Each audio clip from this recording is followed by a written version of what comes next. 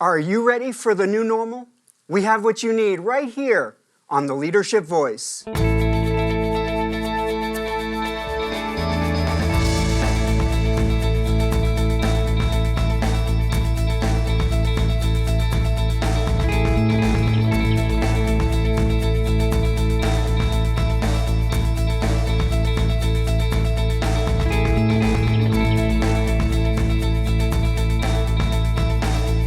Welcome to the Leadership Voice. I'm your host, Jay Barbuto. Today's show features how organizations are adapting to the new normal, whatever that means. Joining us today will be Juriana Sperandio, Senior Vice President of Ventura Foods, and Scott Sherman, Executive Vice President at Ingram Micro. We also have a special leadership lesson being delivered by Professor Barbuto. That's me. But let's start things off with today's quote of the day.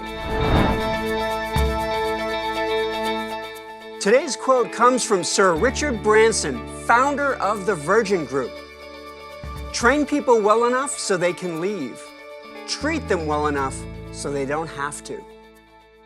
Our first guest today is Juriana Sperandio, who is Senior Vice President of Human Resources at Ventura Foods. In this role, Juriana ensures the organization can fulfill its business priorities by supporting, developing, and empowering its employees and leaders. She oversees the company's human resources function, including learning and development, organizational development, and talent acquisition areas, in addition to leading a team of corporate and field human resource business partners. Prior to joining Ventura Foods, Juriana served as Vice President of Organizational Development and Vice President of Business Unit Human Resources for JBS SA, a Brazilian company that is the world's largest processor of beef, pork, and prepared foods. So please welcome great person and friend, Juriana Sperandio. Thank you, Jay. It's a pleasure to be here with you and be part of this program. I'm so glad you could join us on today's show and to join us and to help us learn and talk about the new normal. Let's jump right in, Juriana. We keep hearing about it, what is the new normal?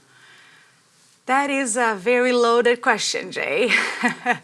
I would say the new normal is still being shaped up. I think there is a lot of things about the new normal that we're still learning, trying to understand what is that going to look like long term.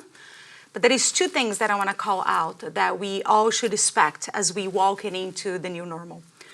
One is the human-centric approach for the companies. And what I mean by that is a lot of companies talk about, hey, I'm people first, or I've put a lot of focus on my employees. And that's true, but I think this is taken to a different level now. The employees have more choices than ever. If you look at any researches from Gallup, anybody, shows that over 50% of the employees, they moved job recently or are going to do it.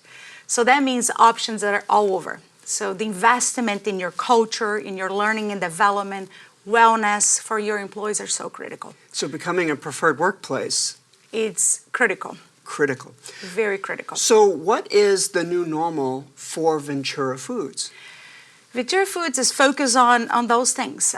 So we're launching a more flexible work schedules. We're double deeping our efforts in culture. We need to make sure as a company, and I think that's something everybody be thinking about it.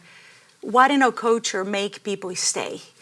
And in how they fit and how they matter to our organization and the purpose of this company. So what we are working currently is really refreshing our company culture, our vision, mission, values, and adding a purpose that our employees can relate to. We are also scheduling our return to office work or reopen office, which a platform that we call newer, better, and stronger. That is very focused on provide more flexibility, focus on the development and with the hybrid schedules, more people work from home, and how we're going to help our employees to navigate this new world. Wow. So we've heard about what the new normal is, and we've heard about what the new normal is at Ventura Foods. So what was the old normal? How were things different before? Yeah, Jay, you can imagine that we grew up in a culture of similarities, right? Everybody do the same. Everybody come to office every day. Everybody go to the same learning methodologies. You receive the same benefits. That was what it was normal. People do the same things. Now you're creating an environment of uniqueness where people are allowed to prefer different things, like different things, and find things that they value most through this process. So a lot of things that we've done before, like the human connections or social connections, be physical and stop by each other's office and say hi, or go to a workstation and ask a question. Those things are replaced with a meeting, or I have to call someone. So you gotta adapt it, how you communicate your operating model to fit the needs of the new world. So the psychological contract between the employee and the employer has really taken on a whole new look, hasn't it? It is. It is. And you think about how you build the relationships in an environment like that. Before you rely on the eye contact and see the body language, and not always you can get that through the camera and to the Zooms and Microsoft Teams meetings. So how you replace that culture of connectivity? So, Juriana, if you were talking, and you will be, if you're talking to some HR professionals, what advice could you give some HR professionals who are, in their companies that want to do a good job here in the new normal? What advice would you give to HR folks? Listen to your employees.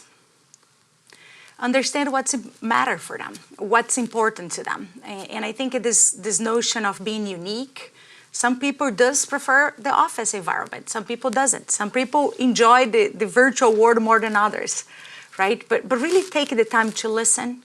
Take the time to understand your culture and what is strong about your culture that you can leverage even more. And make sure the employees are connected with you beyond the payment or the benefits they provide, but the purpose, what they do every day for your company. Well, that's terrific. Well, I want to thank you, Juriana, for joining me for this conversation. I'd like you to stick around because we're going to have a leadership panel in a little while to join our other guest, Scott Sherman. So thank you so much for joining us. My pleasure, Jay. Looking forward to stay here with you and Scott. Terrific. It's now time for a featured segment of the Leadership Voice. It's today's Did You Know? Today's Did You Know comes from peoplehr.com. A 2021 survey by Mercer Consulting found that 78% of all employees will remain longer with their employer if they see a career path there. With the cost of replacing an employee standing at about $20,000, encouraging employees to stay should definitely be part of your HR strategy. It's now time for our Leadership Countdown. Today's Leadership Countdown comes from Forbes.com. Today we bring you the 3 most important skills needed in the post-pandemic. Number 1, leaders must build strong and cohesive teams even with employees working remotely. Number 2, leaders must navigate and manage change quickly and appropriately while remaining focused on the larger tasks at hand. And number 3, leaders must remain culturally sensitive and emotionally aware within fast-moving, complex work environments. Please stick around. We have Scott Sherman in the studio, and we'll be right back after this commercial break.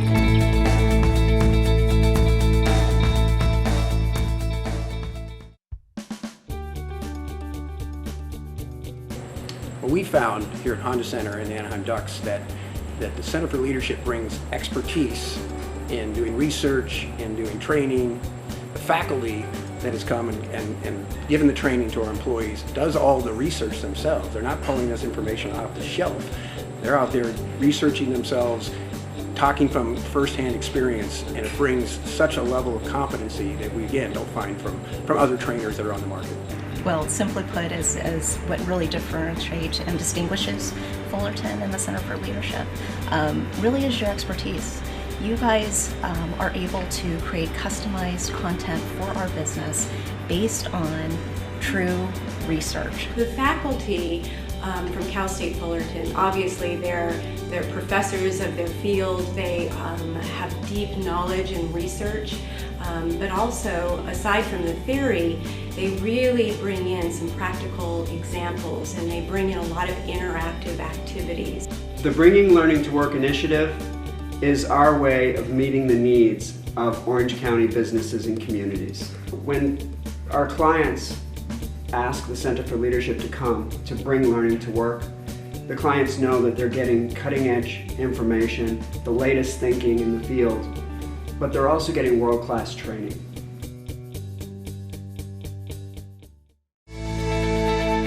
Welcome back to the Leadership Voice. Our next guest is Scott Sherman, who is Executive Vice President of Human Resources for Ingram Micro. Since 2015, overseeing all aspects of human resources worldwide, including organizational development and talent management, compensation and benefits, payroll, learning and development, and human resources information systems. His responsibilities also include corporate communications and brand. Prior to joining Ingram Micro, Sherman served for 5 years as Executive Vice President of Human Resources and a member of the Executive Committee at Allergan. While in that role, he oversaw the Global Rewards Program, succession and talent development, and planning, and significantly supported the organization's global expansion.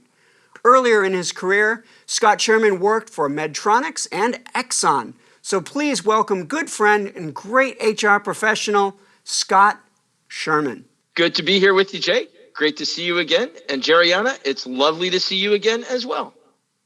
So, Scott, what does the new normal mean to Ingram Micro?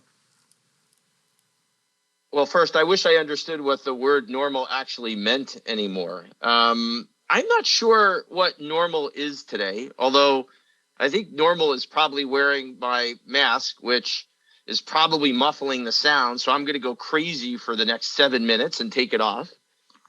New normal really means resetting ourselves. And I think all of us are doing that these days at all of our organizations. We're resetting ourselves to what we'll consider something that is normal.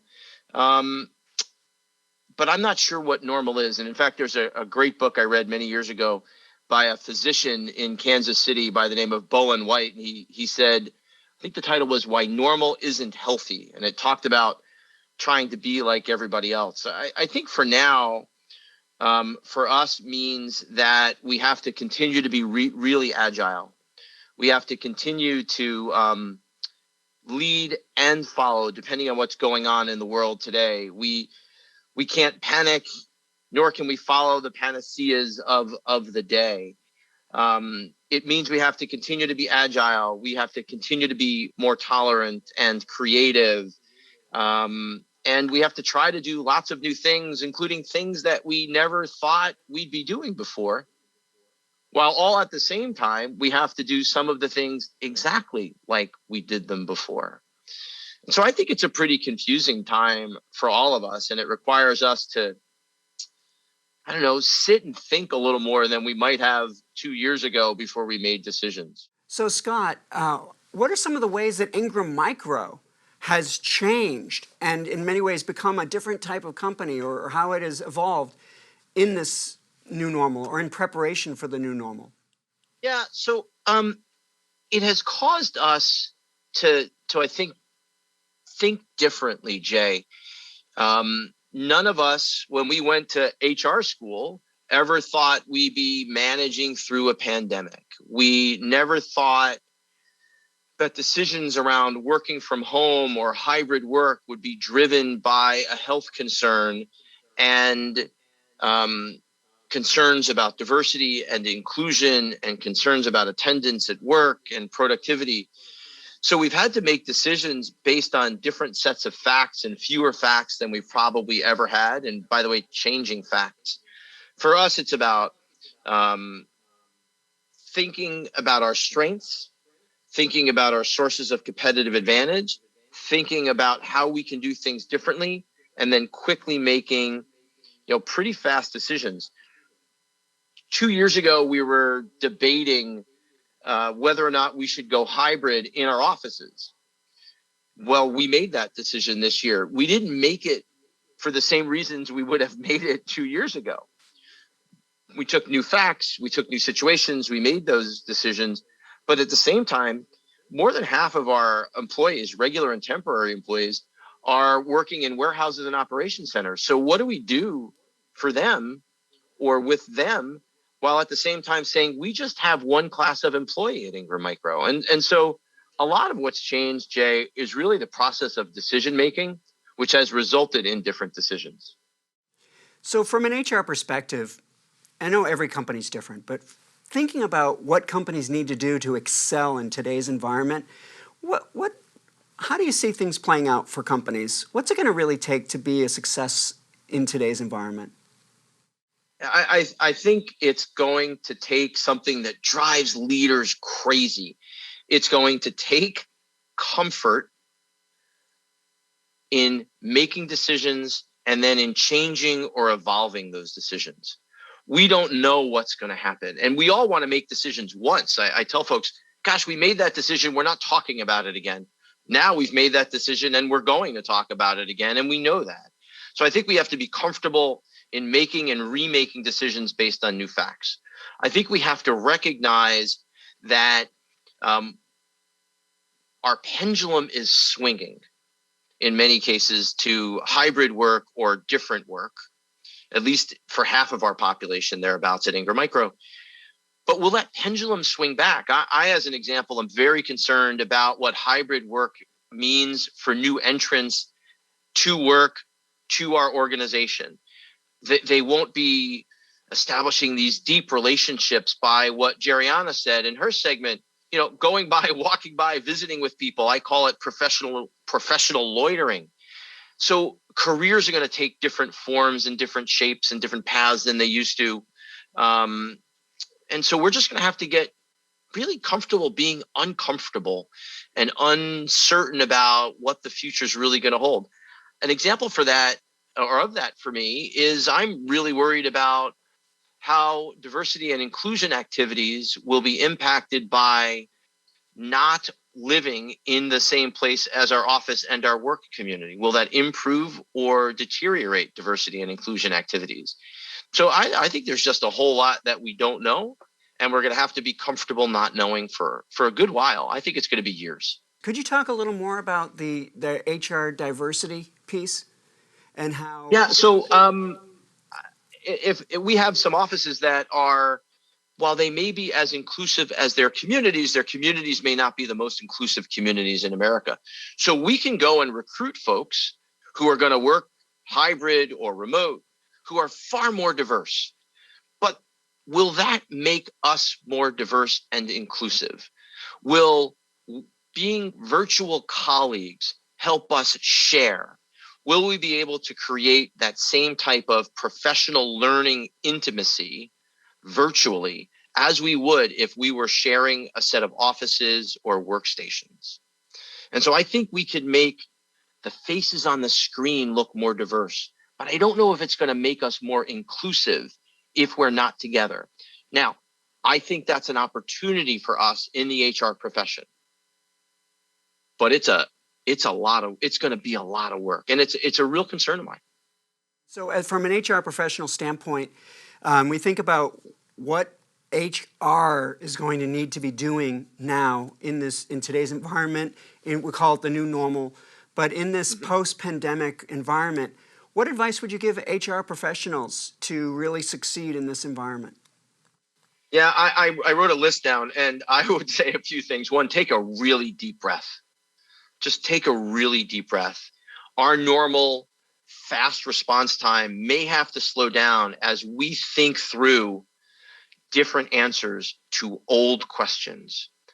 There is no manual for this. We're writing the manual as we go along. And then I would quote the first boss I ever had. I worked for my fraternity in between undergrad and grad school. And Jim Greer used to say two things that I always remember. One is, remember what you know. So we have to take stock of what we know and the experiences that we have and how they inform decision making.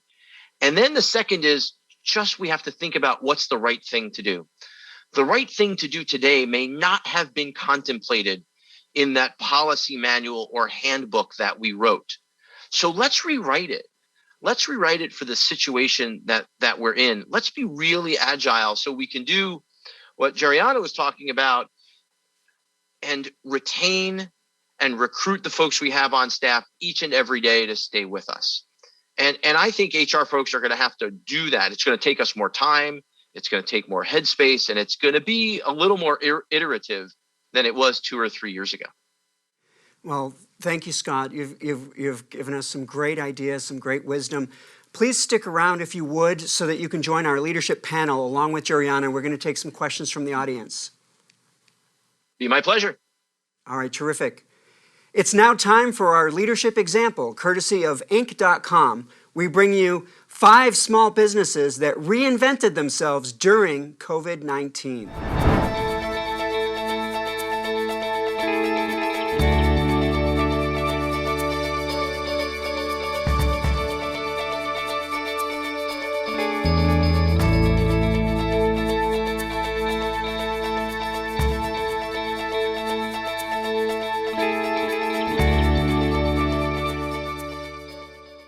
Welcome back to the Leadership Voice. It's now time for today's leadership lesson. Today's leadership lesson will be delivered by Dr. J. Barbuto, which is me. So let's take 3 minutes and learn about change with a readiness for change. I'm Jay Barbuto, and here's today's leadership lesson. Organizations are struggling to implement sustainable changes, partly due to the pandemic and partly due to changing regulations, but especially due to the changing psychological contract with employees that has many embracing technology-based working relationships. Change theorists have long simplified the process as simply unfreeze, change, and refreeze. If that were a realistic solution for today's ever-changing world, we could stop right there. But this is not how things work in the new normal. Times change, needs change, works change, technologies change, employees change. About the only thing we can count on remaining the same is the need for change. Let me explain by sharing the 3 levels of change: first order, second order, and third order change. First order change involves making changes that are within the same paradigm. Essentially, first order changes are incremental improvements or small changes to products, work conditions, production, management. An example of a first order change would be updating our work software to the latest edition or upgrade. Anytime we're trying to improve what we're already doing in ways that do not change our product or service, but makes the quality or delivery of that service better, that constitutes first order change. Second order change involves making changes that require a change in paradigm. Second order changes are substantive changes that alter a company's focus and introduce entirely different products and processes. An example of a second order change could be reconceptualizing a gas station convenience store to also house a fast food franchise. Anytime we are redefining companies' products or services, taking new directions entirely, this constitutes second order change.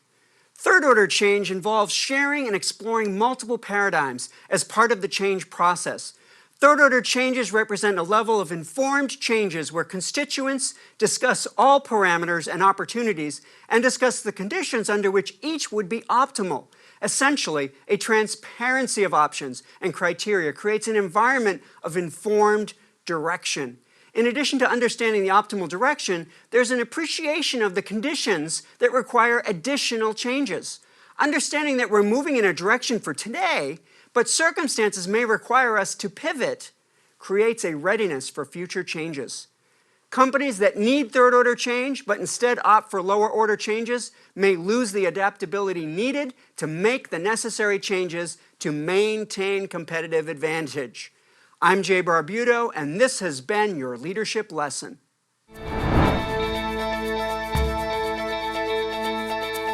Thank you, Professor Barbuto, for that leadership lesson. Now it's time for our leadership panel. So here we go. First of all, thank you, Juriana and Scott, for coming back to join our leadership panel. My pleasure to be here, Jay, and Scott, as always, a pleasure to be with you too. So our first question, we're going to have Juriana answer first, and that is this. What are companies going to have to embrace here in this new normal? Jay, I think we touch a little bit on this topic when we talk about what is the new normal. And I think both Scott and I talk about this notion that the new normal is not all completely defined. I think there is still a lot of moving parts. I believe that the companies are going to be very thoughtful and intentional about their culture. I still have a strong belief that they'll make a difference. I think we talk about the new employee value proposition, be it culture. It's why I'm here. It's me having an opportunity to own my career development, me feeling that I can have a choice and I can be mentor inside of my organization. So it's a lot about your L&D initiatives and how you embrace your employees. It's how you can flex what your offerings are depending on the different needs and importance the employees give it to different things. I think Scott mentioned this old approach of the handbook that we wrote, that everybody got the same thing. Those things are going to have to adapt. And I think listen to our employees will be very important on this process. But I'll say, not everybody is in the same point in their journey with the culture or any of those HR programs. So really take a reflection, say where you are, and make sure you're making improvements. Yes, there is agility. I think Scott mentioned the fact that, hey, some of us thought about technology and connection or hybrid a long time ago, but the pandemic came to accelerate and disrupt a couple of those thoughts and make that much faster. So yes, agility is important, but be thoughtful and intentional about the movements you do. It's almost like the product life cycle, right? Have an idea, test it out, design, it work, go back, redo, and capture feedback along the way. That's terrific. So let's hear from Scott on this. What do companies need to embrace here in the new normal, Scott? So like Juriana said, we have to be agile, but we have to recognize that there is a fine line between agility and chaos. So we have to be sure to be agile and not create chaos as we recruit and retain and develop our teams. What I would hope we'd think more about is employment as a consumer relationship. So what do our folks want when they buy from us every day, their employment experience? And I hope we sit back and take greater stock of what that relationship is, that we think about our sources of competitive advantage as an employer. And competitive advantage, there's a model I like called VRIO. It's not mine. I'm quoting others' work. A source of competitive advantage is such if it is valued, rare, not easily imitated by others, and supported by the organization. So what do we have to do differently? We have to sit back and think about this consumer experience of employment. It's going to become more consumer the more remote and virtual we become, and then figure out what our strengths are and how to use them well. That's terrific. Thank you, Scott. So our second question, which comes from our audience, Scott, we're going to have you answer this one first this time, and that is this. What will be the downfall for many companies here in the new normal? I think it's fairly simple. It's if you fail to see that the world is changing in front of you and will change again tomorrow and the next day, I think it's going to be really hard to succeed. So I would just focus on engaging, on listening, and on processing what you hear, and then charting out paths that you know are going to be a little like a game of chutes and ladders. You're going to go up, hit the spot and fall back, go up, hit another spot, hopefully scoot up. And that's what it's going to be like for a while. That's terrific. Well, it's now time for Juriana to share your thoughts. What will be the downfall for many companies here in the new normal? Yeah, Jay, I think if any company is thinking this is going to go back to what was, it's not, right? So I think be able to really leverage the adaptability. So the downfall is the lack of adaptability in a situation like this, because I think the things that got you here is not going to get you there anymore. The things you've done before is not going to work anymore. The things that people value, that programs that was received, concerns that you have now are completely different. So it's the importance of making sure you're ready and flexible to adapt to a new environment. and change your mindset. It's not like when the pandemic is over, you're going to be like was before, or when we stop at this issue, labor issue, supply issues, we're going to go back to what was. It won't go back, right? So I think we are reinventing what the environment. And I think the companies that will succeed is the one that can look it through a change and leverage this to make something different moving forward. Thank you, Juriana, and thank you, Scott. It's actually now time for the final word. So we're going to have Juriana go first. This is your last chance to share any wisdom with our audience. So what is your final piece of advice for businesses here in the new normal? Jay, I think even though we heard this sentence so many times through the pandemic, I think it's very true. We are on this together. As an HR professional, I think we all feel the same difficulties and challenges in the environment. I think as you think about even Ventura Foods and Ingram are two different businesses and has some similarities in a few things, but you see the challenges are similar. And I think that it doesn't matter each industry you are, we're facing same challenges. So this notion that as an HR professionals, we got to support each other, learning from each other, try different things. We are on the moment, or I tried this, it worked for my company, and you might try, and it doesn't. And what else can we do? So I think don't be afraid to be vulnerable with each other, ask for help, connect, network, step back in the chaos that Scott talked about that we leave sometimes. Step back and think. Right, to have that minute that you can think about what else and what can I find best practice or support into this process. So don't feel like you're alone, you got to figure out on your own, but use your network, your group of great HR people that we have in Orange County, and now with the hybrid you can go beyond that and really find support and best practice through this process too. Thank you, Juriana. What about you, Scott? What's your final word? I would repeat two things I said, which is remember what you know, and do the right thing, and make decisions every day that you can take pride in. If you do that, if you treat your teams with pride and great care, they will in turn take great care of you. Well, terrific. Thank you, Juriana and Scott, for joining us on today's show. You both have been absolutely terrific. Thank you for sharing your wisdom with our audience. And if you have a question or need advice, please send us your questions here to the Leadership Voice. Email us, leadershipvoice@fullerton.edu, or Twitter @CSUF_leadership. Well, I think that's all the time we have for today's show. Today we discussed the new normal and brought with us two great executives. Thank you to Juriana and Scott for joining us, and a special thank you to Professor Barbuto for delivering today's leadership lesson.